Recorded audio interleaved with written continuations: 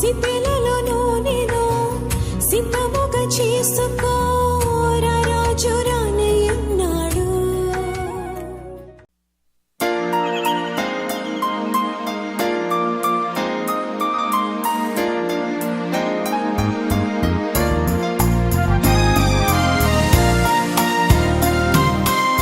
ప్రియా దేవుని బిడ్డలారా, ఈరోజు వర్తమానంలో భాగంగా అపోస్తలుడైన పౌలు గారు కొరింథీయులకు రాసిన మొదటి పత్రిక 1వ అధ్యాయము 18వ వచనాన్ని ధ్యానం చేసుకుందాం. సిలువను గురించిన వార్త నశించుచున్న వారికి వెరితనము కానీ రక్షించబడుచున్న మనకు దేవుని శక్తి. సిలువను గురించిన వార్త నశించుచున్న వారికి వెరితనము కానీ రక్షించబడుచున్న మనకు దేవుని శక్తి. ప్రియులారా, సిలువ ధ్యానం చేసుకుంటున్నాం. ఈ దినాల్లో అనేక సంఘాలు సిలువను గురించిన ధ్యానం చేసుకుంటూ ఉన్నాం. సిలువను ధ్యానం చేసుకుంటున్నప్పుడు మన హృదయాలను పరీక్ష చేసుకుని ఆ సిలువ యొక్క శక్తిని పొందుకుని సిలువ మర్మమును అర్థం చేసుకునేటటువంటి కృపను దేవుడే మనకు అనుగ్రహిస్తున్నాడు. ప్రియులారా, ఈ ఉదయకాల సమయంలో కూడా ఈరోజు మనం ధ్యానం చేసుకుంటున్న విషయంలో భాగంగా సిలువ యొక్క మర్మమును మనం అర్థం చేసుకోవటానికి ప్రయత్నం చేద్దాం. సిలువ అనేది మనందరికీ తెలిసినట్లుగా క్రైస్తవ జీవితానికి ఒక కేంద్ర బిందువు లాంటిది. క్రైస్తవ జీవితానికి ఒక ప్రాముఖ్యమైనటువంటి ఒక అంశం ఏదైనా ఉందంటే అది సిలువ. ప్రియులారా, ఈ సిలువను చూస్తున్నప్పుడు కొంతమందికి, ఈ సిలువను చూసినప్పుడు కొంతమంది నవ్వారు. సిలువ మీద రక్షకుడైన క్రీస్తు ప్రభువును చూసినప్పుడు కొంతమంది వెటకారం చేశారు, ఎగతాళి చేశారు, నవ్వారు. కొంతమంది చాలా చులకనగా చూశారు సిలువను. ప్రియులారా, ఆ దినాల్లో 2 రకాలుగా మనుషులను విడదీసి చూస్తే, ఒక రకమైన మనుషులు ఏం చేశారంటే సిలువను చూసినప్పుడు నవ్వుకున్నారు, ఎగతాళి చేశారు. కానీ క్రైస్తవులు, విశ్వాసులైనటువంటి వారి జీవితాల్లో, వారి జీవితాలను సిలువను చూసినప్పుడు మార్పు చెంది మార్చుకున్నారు జీవితాలను. కొందరు ఎగతాళి చేసిన వారైతే సిలువను చూసినప్పుడు, మరికొందరు ఆ సిలువ ద్వారా జీవితాలను మార్చుకున్నారు. ప్రియులారా, 2000 సంవత్సరాల క్రితం గొల్గొతా అనబడినటువంటి ఆ కపాలమనబడిన స్థలంలో ఆ సిలువ మీద క్రీస్తు ప్రభువుని సిలువ వేసినప్పుడు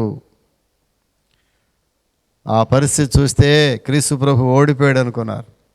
ఇంకేముందండి, ఆయన సిలువ మీద మరణించాడు, ఆయన ఓడిపోయాడు, ఆయన జీవితం ఓడిపోయింది, మరణము క్రీస్తు ప్రభువును ఓడించింది అనుకున్నారు ప్రజల. ప్రియులరా, కానీ అదే సిలువ ఎప్పుడైతే ఆ క్రీస్తు ప్రభు సిలువలో మరణించి మనందరం అనుకున్నట్టుగా ఆయన ఓడిపోయాడు అనుకున్నామో, అదే సిలువ ప్రపంచ మానవాళికి గొప్ప విజయాన్ని తెచ్చింది. Praise the lord. ఓడిపోయామనుకున్నటువంటి క్రీస్తు ప్రభు మనుష్య కుమారుడిగా, దేవుని కుమారుడిగా, ఈ లోకానికి కుమారుడిగా అవతరించినటువంటి క్రీస్తు ప్రభు సిలువలో ఓడిపోయాడు అనుకున్నటువంటి ఈ మనుషులే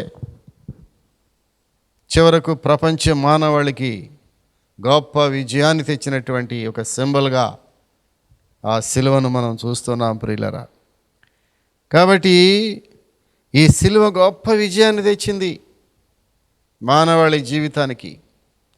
మానవులకి జీవితాన్ని మార్చగలిగినటువంటి ఒక శక్తిగా పౌలు గారు మాట్లాడుతున్నాడు. సిలువను గురించిన వార్త నశించుచున్న వారికి వెరితనమే, కానీ రక్షించబడుచున్న మనకు దేవుని శక్తి. ప్రియులారా, సిలువలో రెండు రకాల మనుషులను, రెండుగా విభజించబడినటువంటి మనుషులు ప్రియులారా. ఒక రకం మనుషులు ఏంటంటే, ఇది నశించుచున్న వారికి వెరితనమైంది సిలువ. ఎందుకు నశించుచున్న వారికి వెరితనంగా కనబడింది సిలువ కొంతమంది కంటే? ప్రియులరా, వారి ఉద్దేశంలో శక్తి ఎక్కడి నుంచి వస్తుందంటే, బాగా బలం ఉంటే అందులోంచి శక్తి వస్తుంది అనుకుంటారు మనుషులు. బాగా తిని బలము తెచ్చుకుంటే, బలము పొందితే, శరీరం బలంగా ఉంటే అందులో నుంచి గొప్ప శక్తి విడుదలవుద్ది అనుకుంటారు. ప్రియులరా, ఒక విషయాన్ని డామినేట్ చేసినప్పుడు, అధిగమించినప్పుడు అందులో నుంచి గొప్ప విజయం వస్తుంది అనుకుంటారు. ఒక సమాజాన్ని లేక ఒక మనిషిని ఎప్పుడైతే డామినేట్ చేసామో, దాన్ని వ్యతిరేకించి దానికి పైగా నడిచామో, అది విజయం అనుకుంటున్నారు మనుషులు. అందుకే సిలువను గురించిన వార్త వెరితనంగా ఉంది కొంతమందికి. ఎవరికంటే, బలము నుంచి శక్తి వస్తుంది అనుకునే వారికి, డామినేట్ చేసినప్పుడు అందులో నుంచి విజయం వస్తుంది అనుకునే వారికి, ప్రియులరా, ఒక సక్సెస్ నుంచి మహిమ వస్తుంది అనుకునేటటువంటి మనుషులకు, ఒక సక్సెస్ నుంచి మహిమ వస్తుంది అనుకుంటారు మనుషులు. అటువంటి వాళ్ళందరికీ కూడా ఈ ఉదయకాల సమయంలో మీతో ఈ మాట పంచుకుంటున్నాను. సిలువ అలాంటి వారికి వెరితనమే. దేవుని బలము తెలియని వారికి, దేవుని శక్తి తెలియని వారికి, మానవుడు తన శక్తి మీద తాను నమ్మకం పెంచుకున్న వాడికి, ఒక యుద్ధము చేసి అందులో విజయం సాధించాలనుకునే వాళ్ళకి, ప్రియులరా, బలములో నుంచి శక్తి వస్తుంది అనుకునే వాళ్ళకి, ఒక సక్సెస్ నుంచి మహిమ వస్తుంది అనుకునే వాళ్ళకి కేవలము సిలువ అది వెరితనముగానే కనపడదు. పౌలు భక్తుడు అదే అన్నాడు, కొంతమందికి వెరితనముగా ఉంది సిలువ. సిలువనగా కొంతమంది వెక్కిరించారు, సిలువనగా కొంతమంది దానిని చులకనగా చూశారు, కొంతమంది నవ్వారు. ప్రభువైన యేసుక్రీస్తు సిలువ మీద ఓడిపోయాడు అనుకున్నారు. ఆ ఓడిపోయాడు అనుకున్నాడు ఆ సిలువనే. ప్రపంచమంతా కూడా మానవాళి గొప్ప శక్తిని పొందింది ఆ సిలువను బట్టే. ప్రియులరా, మొదటి రకం మనుషులు సిలువను వెరితనముగా చూసేవాళ్ళు. కానీ ప్రియులరా, ఇది సువార్తను నమ్మేటటువంటి వారికి ఎలా ఉందో తెలిసిన, ఇది రక్షణ శ్రమలో నుంచి వస్తుంది అని నమ్మేటటువంటి వారికి, జయం ఎక్కడి నుంచి వస్తుంది? మరణంలో నుంచి వస్తుంది. ఈ పాపములో మనుషుడు మరణించినప్పుడు, శరీరము మరణించినప్పుడు, ఈ పాప శరీరము మరణము చెందినప్పుడు అందులో నుంచి గొప్ప జయం వస్తుందని నమ్మేటటువంటి వారికి. ప్రియులరా, లోకాసువార్త 23 అధ్యాయం 39 వచనంకు మనం వెళితే, లోకాసువార్త 23 అధ్యాయము 39వ వచనాన్ని మనం జ్ఞాపకం చేసుకోగలిగితే, వేయబడిన నేరస్తులలో ఒకడు ఆయనను దూషించుచు, నీవు క్రీస్తువు కదా, నిన్ను నీవు రక్షించుకొనము, మమ్మను కూడా రక్షించుము. దూషించాడు ఒక అతను ఇక్కడ. ప్రియులరా, దూషించుచు నిన్ను నీవు రక్షించుకో. సిలువ అవసరత తెలియదు ఇతనికి. సిలువ అంటే కేవలము ఒక మ్రాను కొయ్య కర్ర అనుకున్నాడు తప్ప, ఈ సిలువ మీద క్రీస్తు ప్రభు అనే ఒక గొప్ప రక్షకుడు తన విలువైనటువంటి ప్రాణమును బలి అర్పణగా ఇస్తున్నాడని గ్రహింపు అతనికి రాలేదు. వెక్కిరించాడు, దేవుని వెక్కిరించాడు, సిలువను వెరితనముగా చూశాడు. చివరకు క్రీస్తు ప్రభువుని అంటున్నాడు, నిన్ను రక్షించుకుని నన్ను కూడా రక్షించాయా? నీవు దేవుడు అని చెప్తున్నావు, దేవుని కుమారుడు అని చెప్తున్నావు కదా, నిన్ను నీవు రక్షించుకొనము, మమ్మను కూడా రక్షించుము. ఎంత చులకనగా భావిస్తున్నాడు ఇతను. ప్రియులరా,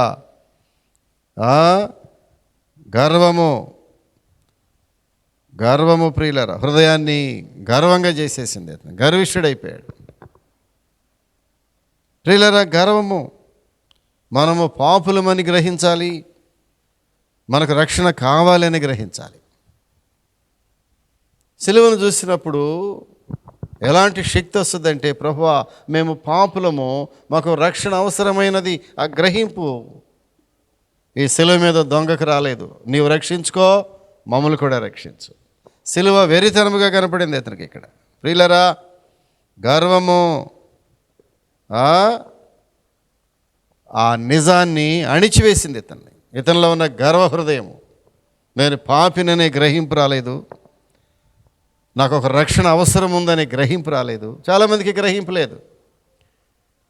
సిలువ దగ్గరికి వెళ్ళినప్పుడు మానవునికి గ్రహింపు వస్తుంది, ప్రభువా నేను పాపిని. ఇప్పుడు నాకు కావాల్సింది ఏంటంటే, ఈ పాపము నుంచి నన్ను రక్షించేవాడు కావాలి. ఎవరు రక్షించగలరు? ఇటు మరణకరము శరీరము నుంచి నన్ను ఎవడు రక్షించగలడు? భక్తుడైనటువంటి పౌలు గారు దేవునికి మొరపెడతా ఉన్నాడు. ఇది మరణకరమైన శరీరము, ఈ శరీరము నా మాట వినడం లేదు, ఈ శరీరము నాకు ఎదురు తిరుగుతూ ఉంది. ఒక భక్తుడు అన్నాడు, ఈ శరీరం ఇది నా శరీరం ఒక గాడిద, నన్ను తొక్కండ పట్టుకుని. ఈ శరీరము నా మాట వినటం లేదు. ఈ శరీరంలో ఉన్న ఈ పాపపు ఆ స్థితికి ఎలాంటిది కావాలంటే, ఒక రక్షణ కావాలి. అది సిలువ నుంచి వచ్చిందని గ్రహించినప్పుడు ఆ సిలువ నీకు శక్తిగా కనపడుతుంది. నశించుచున్న వారికి సిలువ వెరితనముగా ఉండవచ్చును. సహోదరుడా, ఈ ఉదయకాల సమయంలో ఒకవేళ ఆ గురిడితనము నుంచి, ఆ గర్వ హృదయం నుంచి బయటకు వస్తే నీవు పాపివని గ్రహిస్తావు. ఆ పాపమునకు ఒక ప్రాయశ్చిత్తము కావాలని, నీ పాపమునకు క్షమాపణ కావాలని ఎప్పుడు గ్రహింపు వస్తుందంటే, ఆ సిలువను నీవు ఒక విలువైందిగా చూసినప్పుడు అందులో నుంచి చక్కని గ్రహింపు వస్తుంది. ప్రియులరా, ఎక్కడ ఇవన్నీ కూడా ఎప్పుడైతే ఈ గర్వాన్ని, గర్వపు నైజమును నీ హృదయంలో దాచుకున్నావో నీవు పాపివని గ్రహింపు రాదు. నేను మంచివాడిని అనుకుంటావు. చాలామంది నేను చాలామంది కంటే మంచివాడిని అనుకుంటాను. నీలో ఉన్న పాపమునకు క్షమాపణ కావాలి, నీకు రక్షణ కావాలి అనే అవసరత ఎప్పుడు వస్తుందంటే, ఆ సిలువను గురించినటువంటి వార్త వినాలి. నీవు వార్త వినాలి. ప్రియులరా, సిలువ రక్షించబడి వారికి అది దేవుని శక్తి.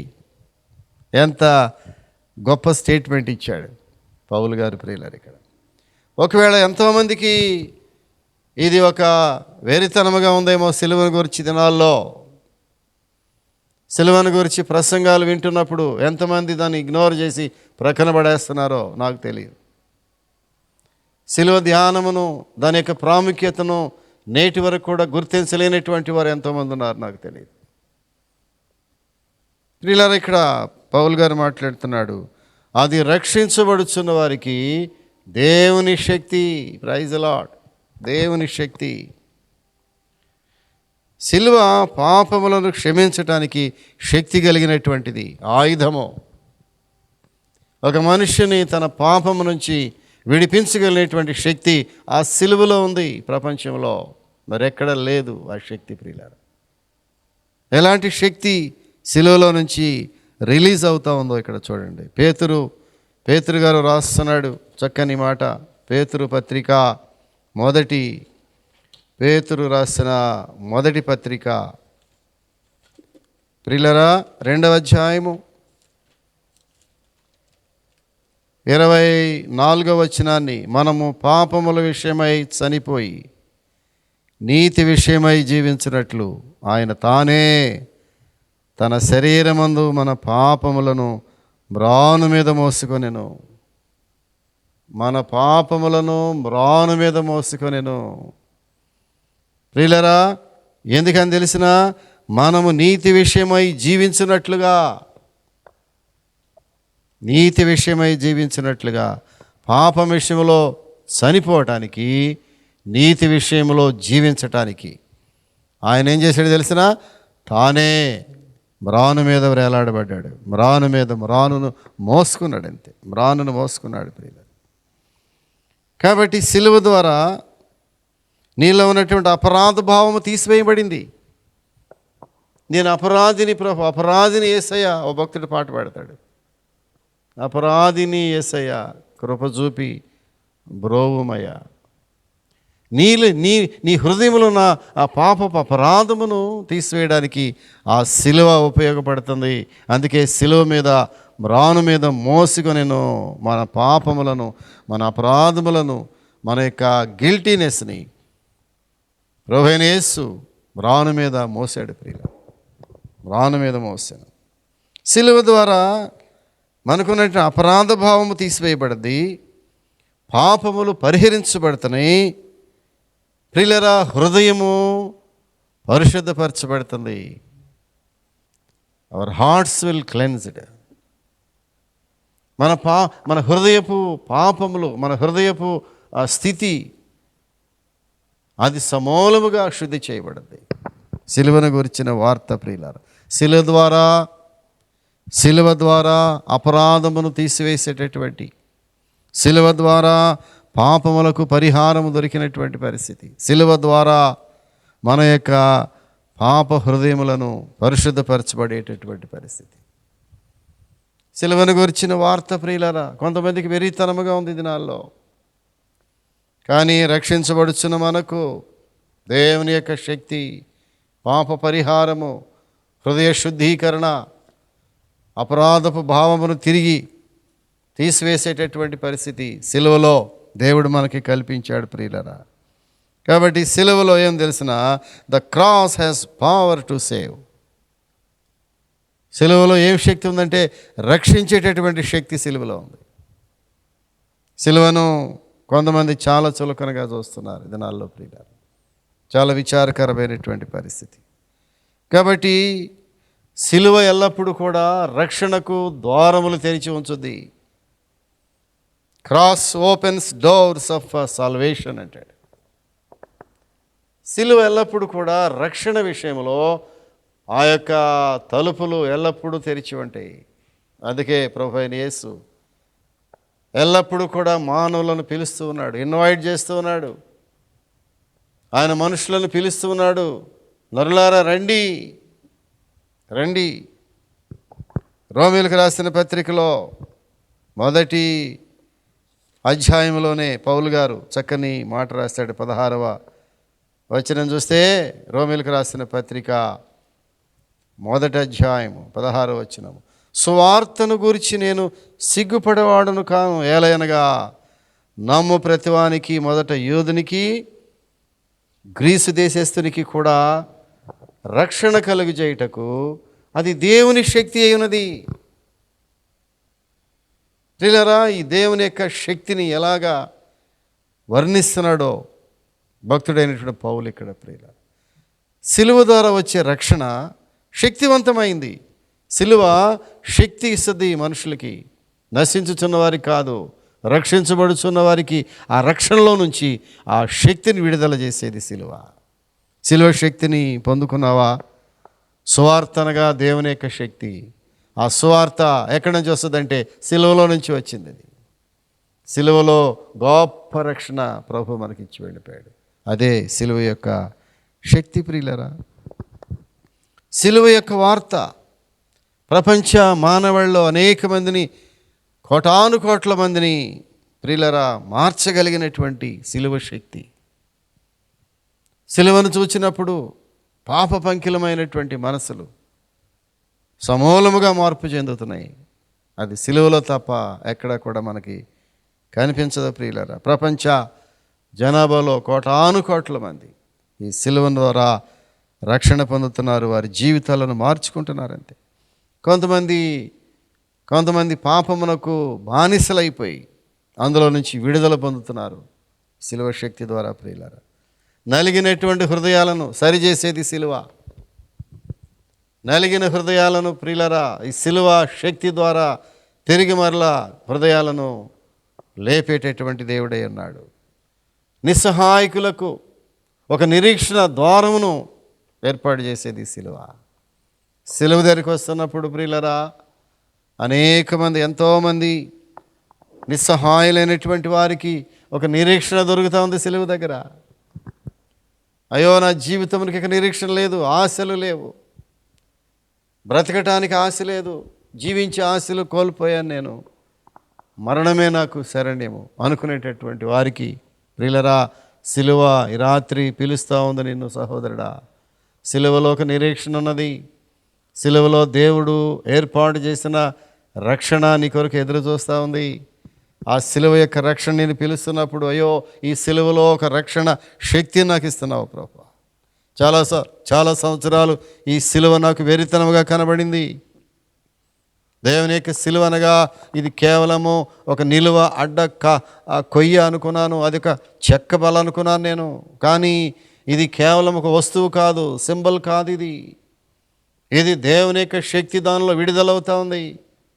ఆ సిలువ శక్తిలో నుంచి గొప్ప రక్షణ విడుదలైంది. ఆ రక్షణే గొప్ప శక్తిగా మారిపోయింది ప్రియులారా. రక్షణ సువార్తను గురించి నేను సిగ్గుపడదు. కారణం ఏంటంటే అది దేవుని శక్తి. సువార్త గురించి ఎప్పుడు సిగ్గుపడే పరిస్థితి రాకర్లేదు. సువార్త ప్రకటించడానికి కానీ సువార్త వినడానికి కానీ ఎన్నడూ కూడా వ్యక్తి సిగ్గుపడినక్కర్లేదు. కారణం ఏంటంటే అది దేవుని యొక్క శక్తి. సువార్తను నమ్మండి, సువార్తను వినండి, సువార్తను ప్రకటించండి.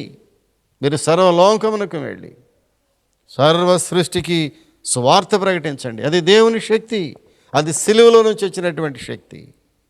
ప్రియులరా, ప్రపంచంలో కోటాను కోట్ల మంది ఈ సిలువ యొక్క శక్తిని పొందుకొని వారి జీవితాలను సరిచేసుకుంటున్నారు. ప్రియులరా, సరిచేసుకుంటున్నారు. సిలువ జీవితాలను రూపాంతరం చెందేటటువంటి ట్రాన్స్ఫార్మ్ చేస్తుంది. ఈ సిలువ అనేది ప్రియులరా, ఈ పవర్ ఆఫ్ క్రాస్ ఎలాంటిది తెలిసిన, ఇది ఒక రూపాంతరం చేసేటటువంటిది. రక్షించబడటమే కాదు ప్రియులరా, ఈ సిలువ అనేది transform our lives. Cross has power to transform our lives. మన జీవితాలను సమూలముగా మార్పు చేసేది ఈ సిలువ ప్రియులరా, సమూలముగా మార్పు చేసేసేటువంటి ఎంత గొప్ప విజయము. ద్వేషించేవారు ప్రేమించేవారుగా మారిపోతున్నారు సిలువ ద్వారా. ఈ సిలువ శక్తి ద్వారా ప్రపంచంలో మార్పు ఏంటో తెలిసిన, అప్పటి వరకు మనుషులను, దేవుణ్ణి, సమాజాన్ని, తోటి వ్యక్తులను ద్వేషించేటువంటి వారు ప్రేమించే వ్యక్తులుగా మారిపోతున్నారు. అది సిలువ ద్వారా తప్ప దేని ద్వారా సాధ్యం కాదు. దేవుని యొక్క ప్రేమ ఎలాగ వెల్లడవుద్ది ప్రియులారా? సిలువ ద్వారా. ఆ సిలువలో దేవుడు చూపిన ప్రేమ, ఆ ప్రేమ ద్వారా ద్వేషులు ఎంతగా ప్రేమికులుగా మారిపోతున్నారు, ప్రేమించేవారుగా మారిపోతున్నారు. నేరస్తులు శాంతికాంబులుగా మారిపోతున్నారు. నేరస్తులను మార్చగలిగిన వారు ఎవరున్నారు ఈ లోకంలో? ఒక నేరస్తులు, కరడుగట్టినటువంటి నేరస్తులు సిలువ దగ్గరకు వచ్చినప్పుడు వారి జీవితములను శాంతిమయముగా చేసుకుంటున్నారు. కారణం ఏంటంటే ఆ సిలువలో ఉన్న శక్తి. రక్షించబడుచున్న వారికి అది దేవుని శక్తి సిలువ అనగా. ఎంతమంది నేరపూరితమైనటువంటి మనుషులు శాంతి కాముకులుగా మారిపోతున్నారు. గజ దొంగలు సిలువ దగ్గరకు వచ్చి మారిపోతూ ఉన్నారు. త్రాగుబోతులు సిలువ దగ్గరకు వచ్చి మారిపోతున్నారు. దొంగలు సిలువ దగ్గరకు వచ్చి మారిపోతున్నారు. వ్యభిచారులు సిలువ దగ్గరకు వచ్చి ఆయన పాదముల చెంతకు వచ్చి మారిపోతున్నారు. మనుషులు ఎవరు మార్చలేనటువంటి భయంకరమైనటువంటి ఆ నేరగాళ్లను ఆ సిలువలో ఉన్నటువంటి ఆ ప్రేమ, సిలువ శక్తి మనుషులను మార్చివేస్తుంది. ప్రేమ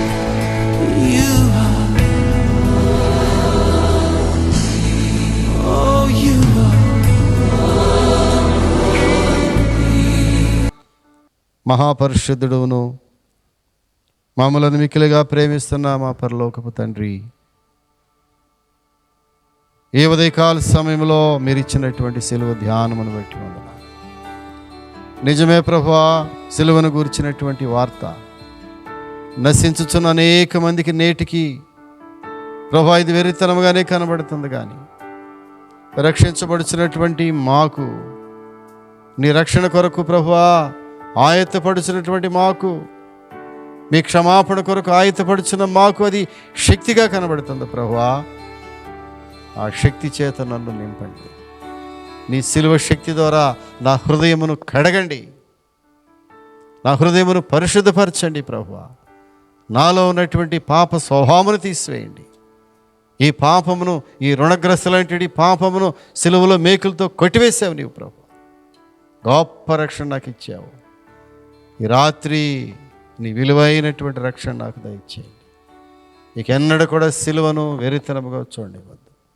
సిలువను ప్రభు ఎంతోమంది ఆ దినాల్లో ప్రభు చులకనగా చూసి, సిలువను నిందించి, సిలువను తేలిగ్గా చూసి ఎంతోమంది రక్షణ కోల్పోయారు. ఇదిగో ప్రభు, ఈ రాత్రి బిడ్డలు నీ సన్నిధిలో ప్రార్థిస్తున్నారు, మొరపెడుతున్నారు ప్రభువా. సిలువ యొక్క విలువని రాత్రి బిడ్డలు గ్రహించారు. అయ్యో, ఈ సిలువ నాకు కావాలని మొరపెడుతున్నారు బిడ్డలు. వారి ప్రతి మొరకు జవాబు దయచేయండి. ఇలాంటి దినాలు ఎంతమంది ఉపవాసం ఉండి నీ సన్నిధిలో ప్రార్థన చేస్తున్నారు, వారితో మరొకసారి మీరు మాట్లాడేందుకు స్తోత్రాలు. ఈ వాక్యానికి ముద్ర వేయండి, హృదయంలో దాచుకుని ప్రభువా, ఈ రాత్రి బిడ్డలు వారి గృహములకు వెళ్ళి వారి గృహాల్లో ఈ వాక్యం నెమరవేసుకోవడానికి సహాయం దయచేయండి. యేసు నామమున అడుగుచున్నాము తండ్రి, ఆమేన్, ఆమేన్. ప్రియులారా, మంచి వర్తమానాలు మీరు వింటున్నారు. మెర్సీ ప్రార్థన మందిరం నుండి వెలువడేటటువంటి ఈ విలువైన వర్తమానాలను మీరు విని ఆత్మీయంగా మేలు పొందుతున్నారని విశ్వసిస్తున్నాను. అనేకులు ఈ వర్తమానాలు విని ఫోన్ ద్వారా మాకు తెలియపరుస్తున్నారు. వారి ప్రార్థన అవసరతలు మాకు తెలియపరుస్తున్నారు. వారు ఆత్మీయంగా మేలు పొందుతున్న విధానాన్ని కూడా వారు ఫోన్ కాల్స్ ద్వారా నాతో నేరుగా మాట్లాడుతున్నారు. ప్రియులారా, మీలో ఎవరైనా మమ్మలను సంప్రదించాలని ఆశపడినట్లయితే మా అడ్రస్ ఒకసారి చెప్పడానికి ప్రయత్నం చేస్తున్నాను. మెర్సీ ప్రార్థన మందిరము, డోర్ నంబర్ 3-62/2 డ్రైవర్స్ నగర్, కొత్త బైపాస్ రోడ్, గుడివాడ.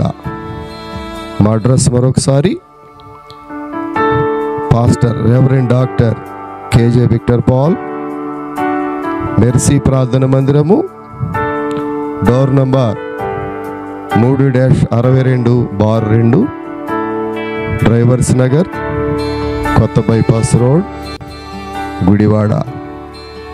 మమ్మలను సంప్రదించవలసిన ఫోన్ నంబర్లు 9398632944 9398632944 మరియు 9398929262. దయచేసి మీ ప్రార్థన అవసరతలు మాకు తెలియచేయండి. మేము మీ కొరకు ప్రార్థన చేస్తాం.